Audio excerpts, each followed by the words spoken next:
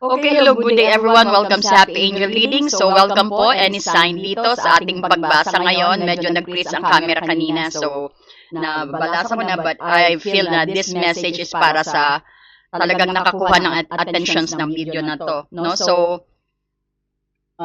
titingnan na rin natin yung feelings niya sa'yo na Page of Pentacles at ang kanyang intentions na Five of Pentacles at ang kanyang next action sa'yo is the Emperor. Ang blockage is the Empress. No? At ang feelings mo sa kanya ay Two of Wands. Okay? So, marami pong salamat sa patuloy na pagtangkilik kay Happy Angel Reading. Pasensya na po ngayon lang tayo uli nakapag-upload. So, medyo busy si Ma'am Shi. Pero ngayon okay na po, no? Tuloy-tuloy tayo. So, ang any sign to, ang feelings niya sa'yo is Page of Pentacles. Sobrang solid at grounded at emotional ang bagong simula ng nararamdaman niya para sa inyo, no? Kayong mga collective na nakakita ng video na to. Kumbaga, ang Page of Pentacles, titignan natin ang clarity dito. Ace of Pentacles, King of Cups, and the Fool. So, ang vibe dito, kumbaga, nakakakita siya ng mabigat at totoong opportunity sa'yo. No? So, ang damdamin niya rito is, sabihin natin, hindi basta panandalian lang. Gusto niyang magtanim ng mabuting seed o mag-start dahil na may fool kayo dito. Kumbaga, gusto niyang magbigay ng tangible offer or value sa iyo. Very studious at respectful at may mahalagang gusto siyang i-offer talaga sa'yo from the start. Makikita mo rin ang feeling niya sa'yo is parang nag-grow sa katauhan ng King of Cups. No, naging matured. Parang dito nagkaroon siya ng realizations maybe na para magkaroon kayo ng bagong simula. Kahit no contact kayo or sabihin natin single ka sa mga bago or sabihin natin na udlot na pagliligawan o na udlot na sitwasyon. No, gusto niya ulit to take a tangible relationship with you. Ito yung totoo na, no? Yung mauulit. Gusto niyang baguhin ang kanyang strategy or style dito. No?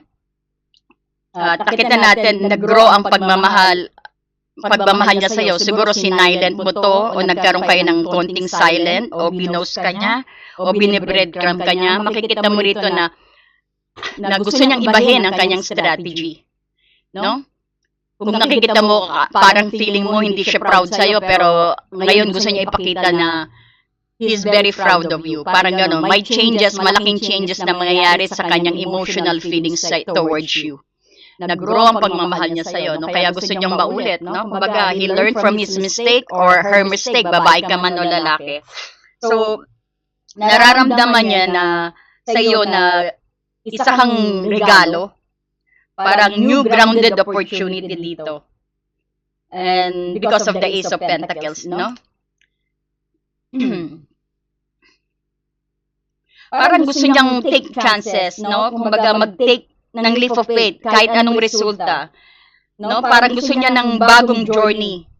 Parang gusto niya uling mag-restart all over again sa'yo. No, ito yung parang may experience na siya on how to handle you and he will do that na isang maayos na anak.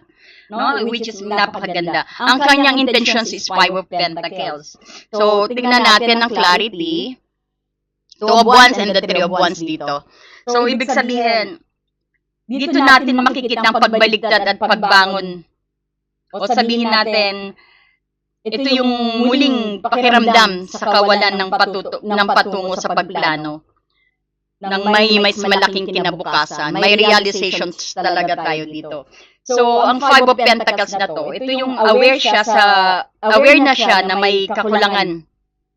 O parang aware siya na ito yung kulang, no? Alam niya na kung anong problema. Kaya nga gusto niya start over again sa iyo eh.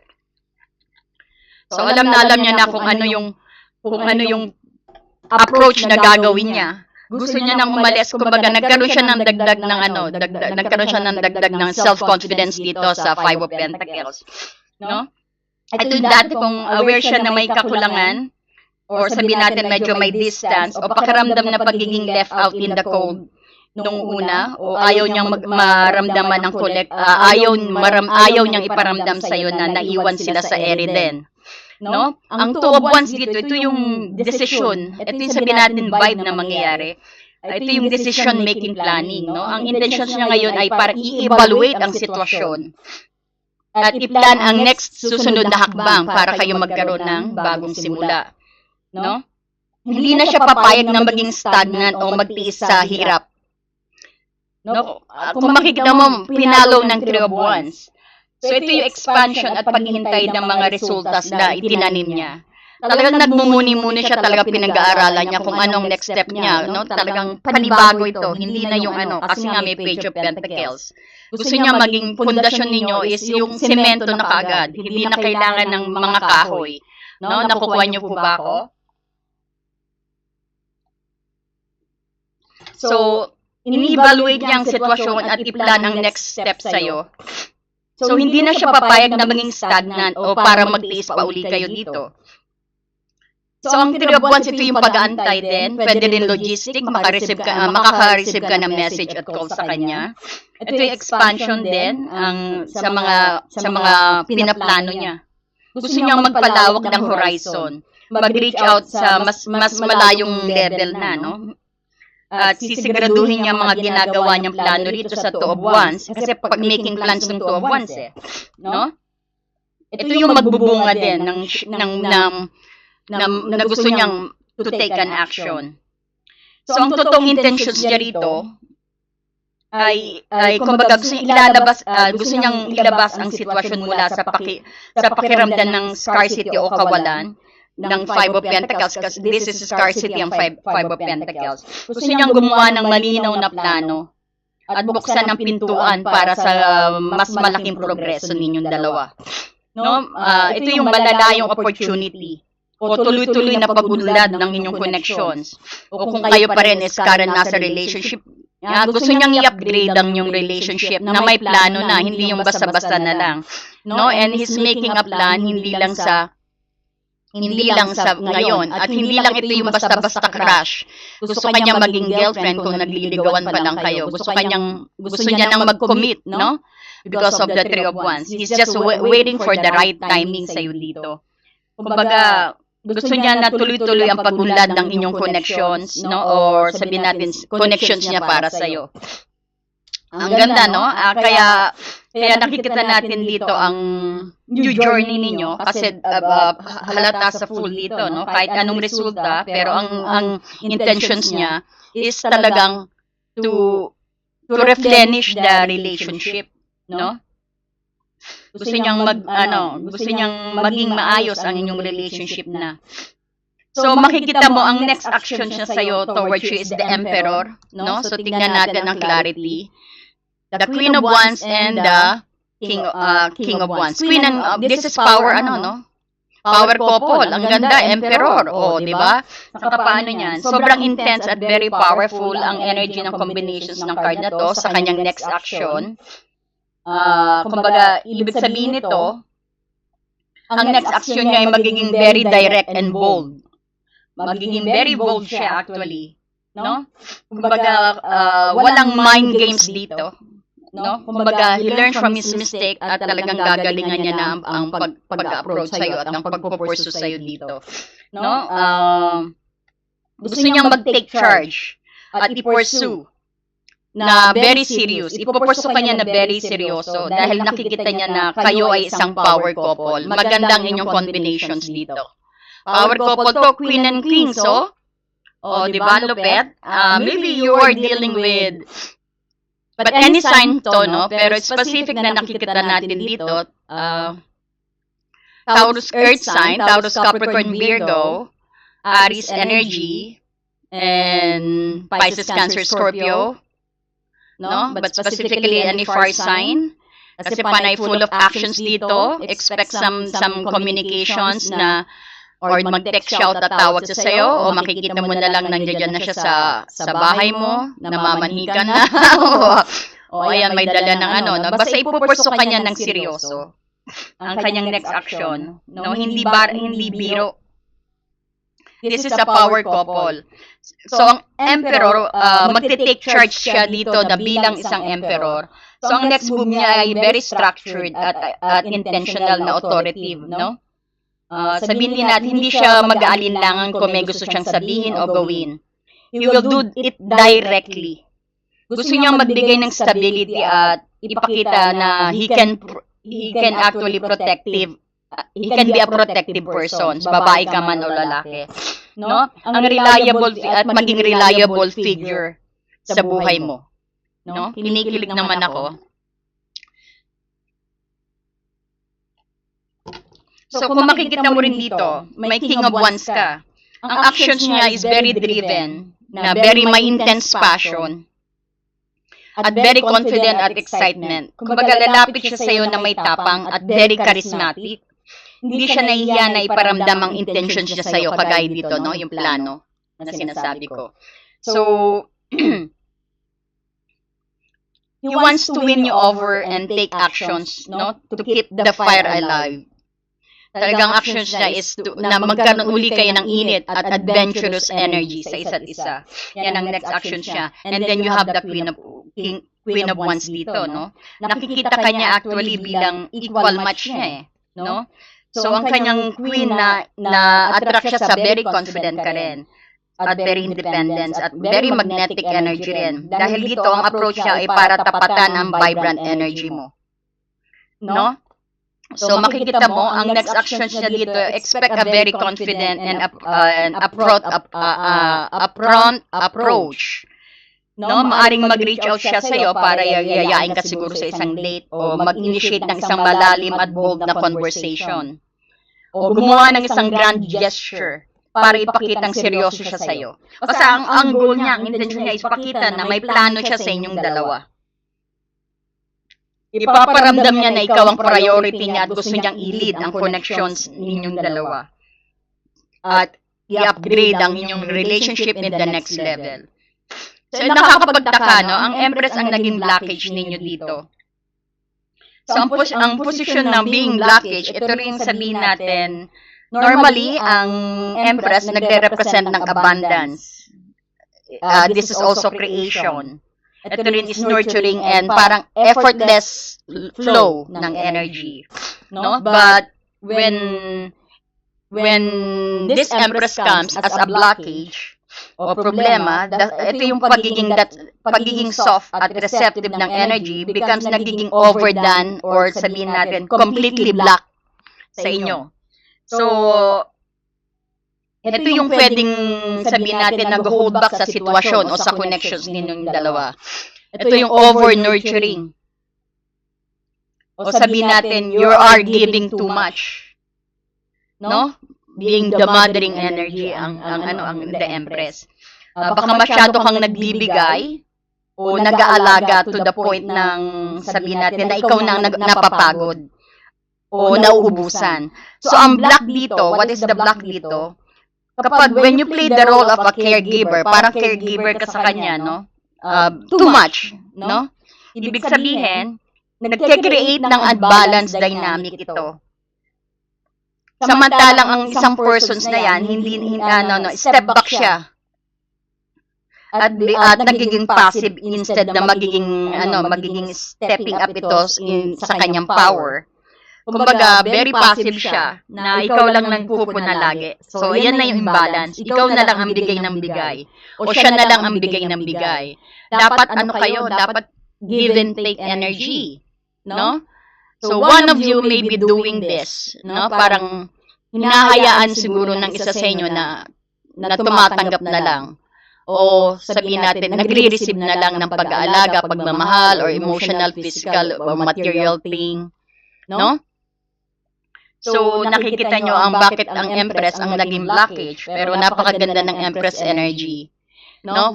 Lahat ng sumusobra, this is telling din na too much.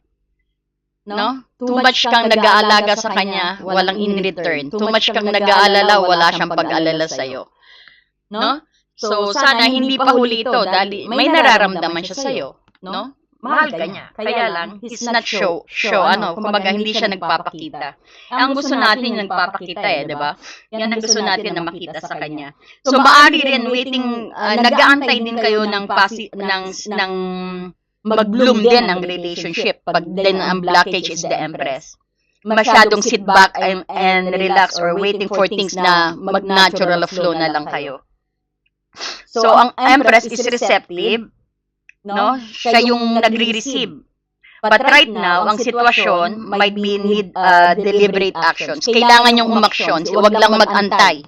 Dahil alam natin ng Empress energy is natural na nagpo-flow yan abundance, no? And yung care na binibigay. Nagsisit back and relax ka. O siya. So, walang actions na nangyayari. So, ibig sabihin nito, kailangan ng action. Kailangan ipakita rin sa gawa. At kailangan din magkaroon ng boundaries. Or sabihin natin, kailangan din mag-movement kaysa mag-upo-upo lang kayo. At maging being patient din ang sinasabi dito. At sabihin din natin, masyadong pasensyoso, nag-aantay kung kailan sisibol ang inyong tinanim, no? So, bakit nagiging blockage ang Empress, no? So, pangatlo, ito yung sabihin natin, perfectionism din, o high expectation. Masyadong mataas ang standard, o sabihin natin, gustong maging perfect, no? O sabihin din natin, gusto nyo maging gusto nyo maging perfect muna ang lahat bago din kayo kumilos. So, ang the block dito is bakit gusto nating wanting everything to feel na complete at maging komportable at very safe na rin, no? Or sabihin natin, very kailangan gusto nyo mamakita maging luxurious ang inyong relationship or maging comfortable at safe ang inyong relationship before bago kayo kumilos, na nagkukos ng hesitations at delay. No? So, alam nyo na bakit ang Empress ay naging blockage sa inyong relationship. Ito rin yung sabihin natin na emotional self-sufficient. Ito yung Empress na sinasabi natin, this is a guarded abundance to. Ang bawa, sasabihin ng sa inyo, lahat meron na ako So, bakit pa ako magte-take ng risk? Parang ganon. Hayaan ko na lang siyang lumapit. Parang ganon, no? So, ang block dito, nagiging very komportable kayo sa inyong sariling spasyo o sa inyong independence at ang inyong self-worth na nag-create ng invisible. Na nag-create ng invisible wall sa inyong relationship na nagiging mahirap na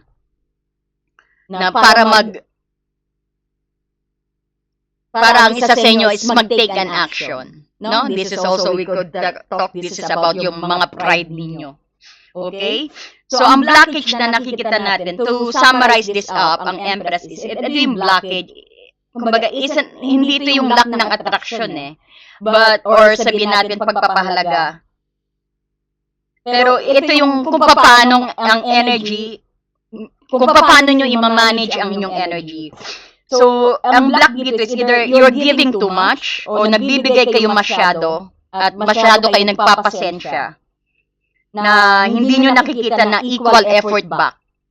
Or sabihin natin na nag-stay kayo na too passive when a more direct approach is needed to move things forward. So, kailangan nyo ng direct actions, no? Direct approach ang kailangan nyo sa ganitong relasyon. Lalo na ngayon, no? Nakita natin na may malaking pagbabago din sa persons mo, no? So, ang feelings, ito, ang Two of Wands. Wait lang po, inom lang ko tubig. Ayan, it's been a long time tayong hindi pengi naman po ng like and hype dyan. I-share na rin po natin ang video ito.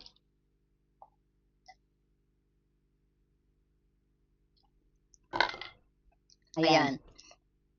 So, ang Two of Wands, ito yung feelings mo sa kanya, no? Actually, you're looking ahead. At wini-weigh mo ang options din, no? Marunong ka rin. At nagpaplano ka rin ng next move. Handa ka rin na talikuran siya o hawakan siya uli o ipagpatuloy ang relationship na to. Which is good thing, actually. No? Ito yung nakikita mo, you're standing at threshold dito. Parang you're willing to, kagaya dito, may nakita rin tayong Two of Wands dito, no? Ayan. sa kanyang next action sa'yo, 12 1. So, nagpaplano rin siya. So, ito yung gusto niya rin mag-iba rin ang strategy ng inyong relationship. Parang, you wanted to get out on your comfort zone, na hindi na yung being komportable kayong dalawa. No, kagaya ng kung bakit naging blockage din yung Empress. No, ito parang willing kayo na mag-take step ng ibang pamaraan. No? Kaya nga may Page of Pentacles dito. So, nakukuha niyo po ba?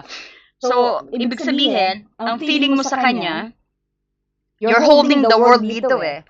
At nagde-decide ka rin kung saan din patutungo. Iniisip mo rin, nagko-contemplate ka rin kung saan patungo ang relasyon na to. No? But it is accompanied by contemplation. At saka you're looking forward, no? Napakaganda. Collective, no? Any signs kayo.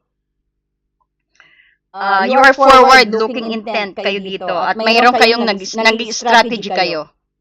You are thinking strategically rito. Napakaganda. So, ang nararamdaman mo sa kanya actually is, sabihin din natin, pinag-iisipan mo rin ang future mo, no? Hindi ka nagiging stagnant sa relationship na to. So, maaring you're thinking of your next step din, no? So, hindi lang pampapalipas ng oras ang tingin mo sa kanya. Nakikita mo rin siya na mas malaking picture ang future niya. No? Pero, pinag-iisipan mo rin kung paano at kailan siya gagawa ng move. No? Kung tama ba ang move na ginagawa. O ikaw din pinag-iisipan mo kung paano ka rin gumawa ng move sa ganitong actions niya at intentions niya sa'yo. So, ang vibe dito, ikaw, nararamdaman mo na very strongful towards kayong ikaw.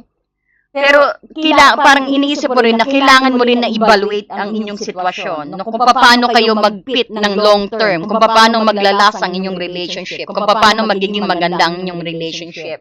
Tama po ba? Naman po, paki-comment po, no?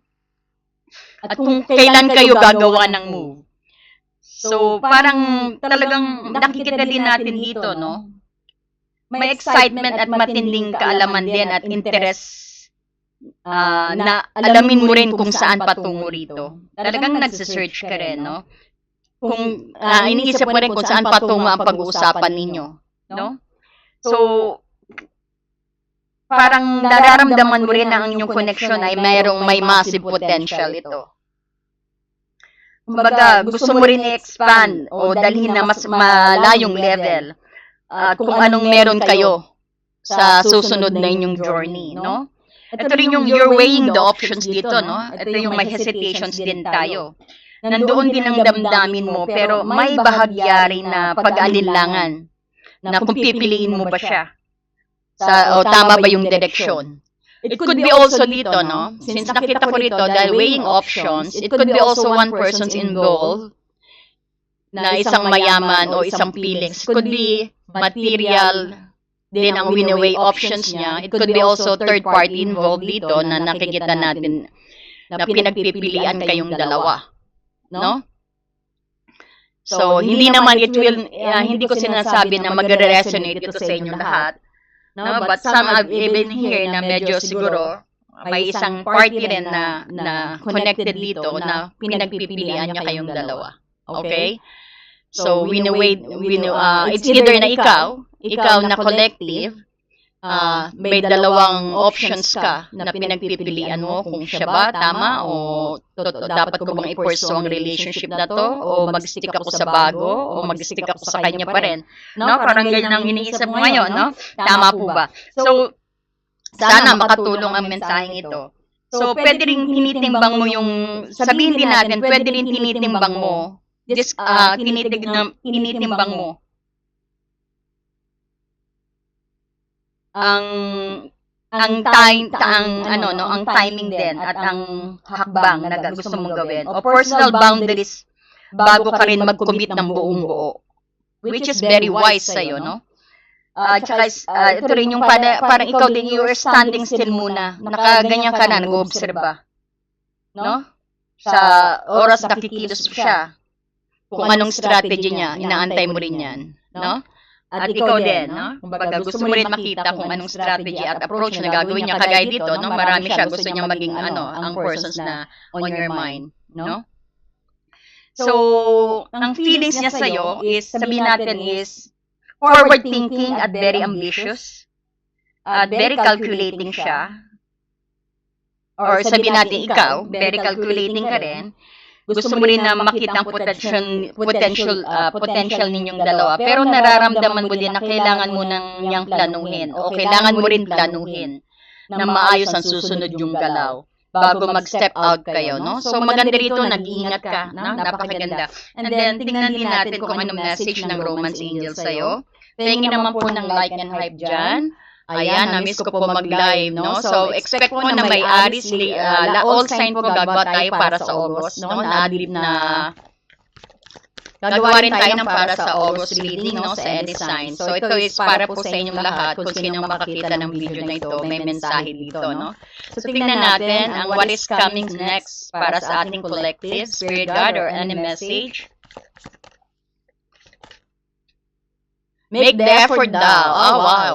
Parang this is green signal, no? Go signal. Parang great love is worth taking the step you're guided to take, no? Ayan. So, ito ng decision mo, no? Go ahead, ang sabi rito. This is green light. Make the effort, ang sabi sa iyo sa 2 of Wands. No? Ang actions din niya, no? Kung cross-watcher ka, kung ano ka, no? Makikita rito. Pagpatuloy nyo lang, no? Kasi may patutunguhan ang relationship na to. Papatay ng isa. Ayan daw. Ang ganda naman. Stay optimistic about your love life. Try to be more positive thinking and faith will bring your romance. Actually, everything's happened for its reasons, no? So, always remember, stay optimistic sa love life mo. Try to be more positive na magandang patutunguhan ng relationship na to. But remember, you have your own free will, no? So, tingnan ko nga ang recent past nyo. Let's see ang recent past. Let's see ang recent past. Ano pong nangyari on the recent past? Kumakailan lang, no? Tinitignan ang mga picture, namimiss ka, nagno-nostalgia talaga siya. Talaga may nakikita tayo kiss and makeup. May nakikita tayong reconciliation. No? At you're making a new memories. Ang persons mo, tinitignan ng picture mo, namimiss ka. No? Inaalala niya ang iyong nakaraan. And is willing to make a new memories. No? Kagaya sinabi natin ng Page of Pentacles dito na. Ayan. So, pengin naman po ng like and hype dyan. And hit the notifications bell na rin sa ating new subscriber. So, tingnan natin ang lucky number mo. Number 5 daw ang iyong lucky number. So, kuha tayo ng charm dito.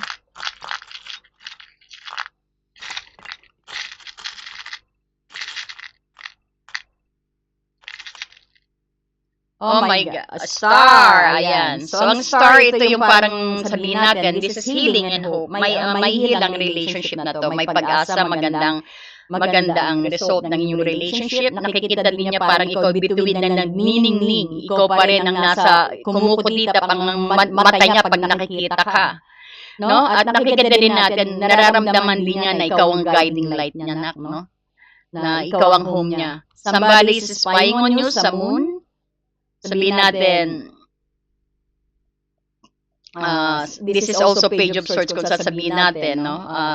This is also na somebody's spying on you, looking sa iyong social media, no?